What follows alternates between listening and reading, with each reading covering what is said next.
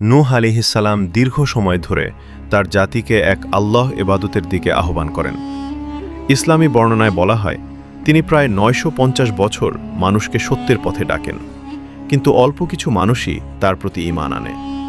তিনি মানুষকে বলতেন, আল্লাহর ইবাদত করো, মূর্তি পূজা ছেড়ে দাও, গুনাহ থেকে তওবা করো।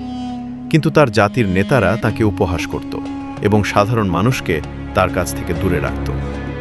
নৌকা তৈরির নির্দেশ যখন মানুষ অবাধ্যতায় সীমা ছাড়িয়ে যায়, তখন আল্লাহ নূহ আলাইহিসসালামকে একটি বিশাল নৌকা তৈরি করার নির্দেশ দেন।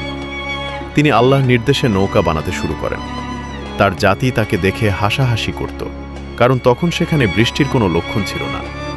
মহাপ্লাবন আল্লাহর আদেশে আকাশ থেকে প্রবল বৃষ্টি নামতে থাকে এবং জমিন থেকেও পানি বের হতে থাকে। তখন নূহ আলাইহিসসালাম ঈমানদারদের এবং বিভিন্ন প্রাণীর জোড়া জোড়া নৌকায় তুলে নেন। নোহাস ফ্লাড বা মহাপ্লাবনে অবিশ্বাসীরা ডুবে যায়। নূহ আলাইহিসসালামের পুত্র নূহ আলাইহিসসালাম তার এক ছেলেকে নৌকায় উঠতে বলেছিলেন, কিন্তু সে অবিশ্বাসীদের সাথে থেকে যায়।